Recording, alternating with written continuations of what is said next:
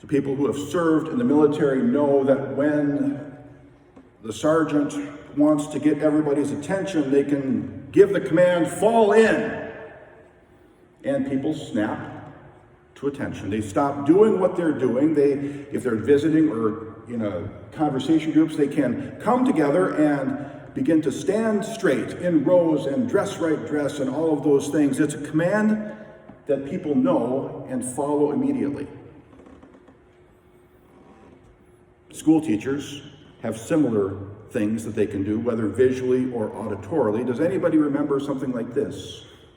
If a teacher puts their hand on their head, you're supposed to you mimic that, but then shut your mouth, and then eventually it spreads through the whole classroom. Were there other things that people did to get the attention? Any teachers or any things that when you were a student, you remember that the teacher did?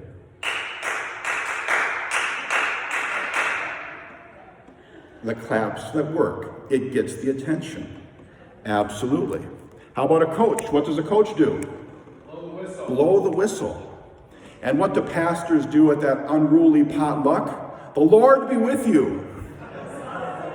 And also with you, to get people's attention and to get them to begin to follow, to find out what's next.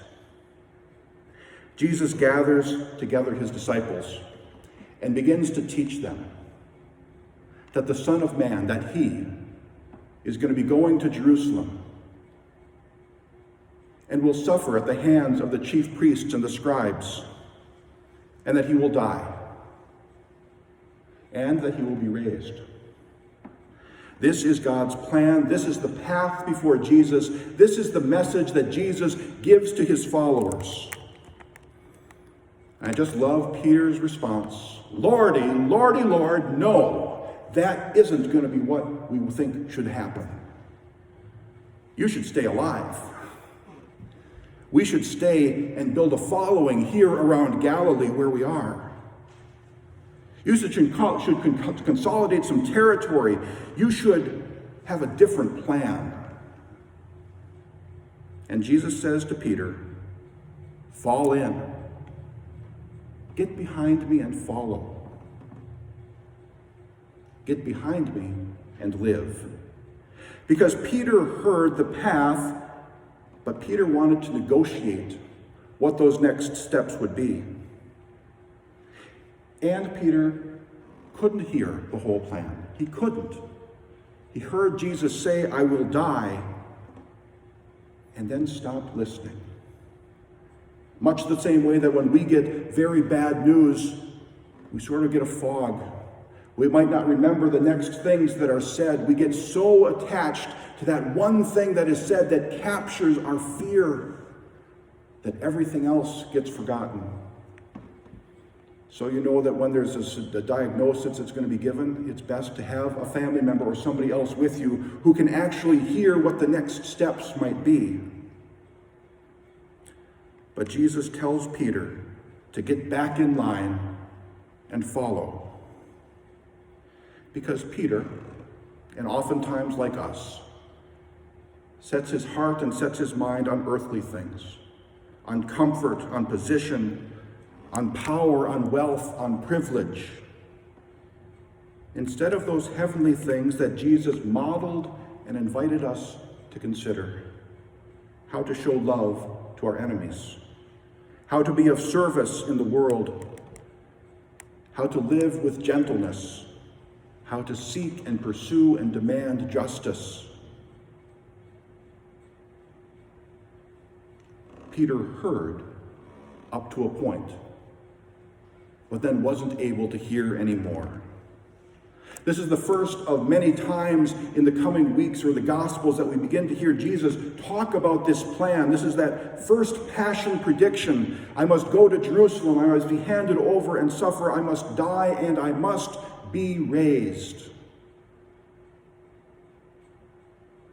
I heard on the radio this past week a little survey that in the months since George Floyd's murder, just 30% of white Americans have taken any intentional steps to stop and listen or learn or act, to consider our own racial biases or to consider our privilege.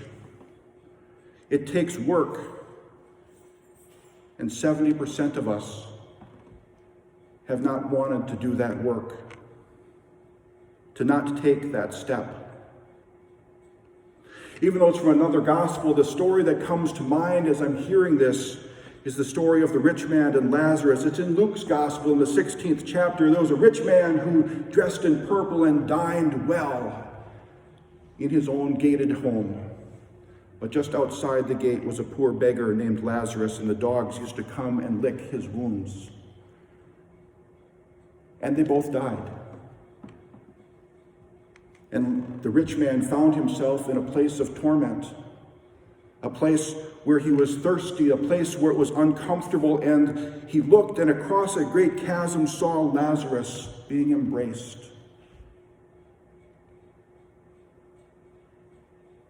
The one who in this world was fit, or was satisfied with his own position and power, languished.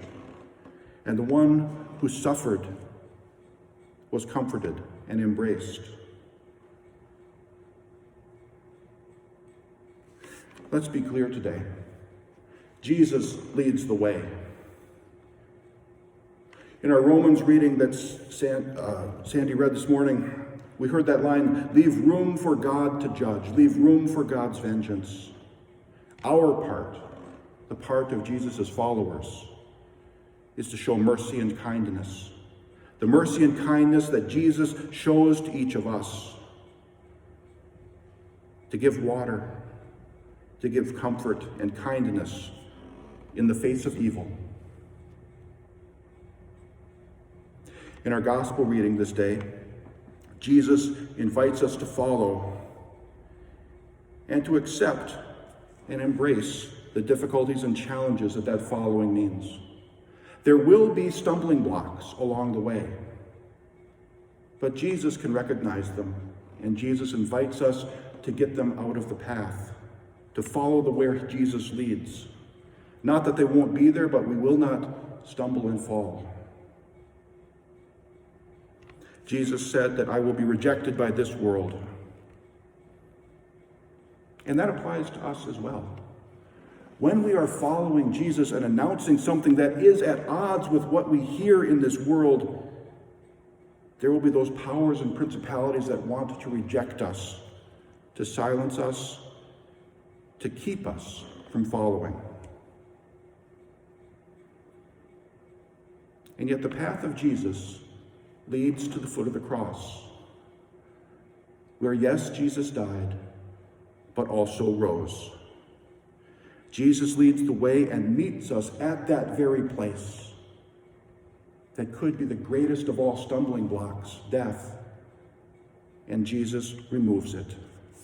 Jesus leads the way. It is Jesus who tells Peter, who tells us to fall in. It's time to move. It's time to go to Jerusalem.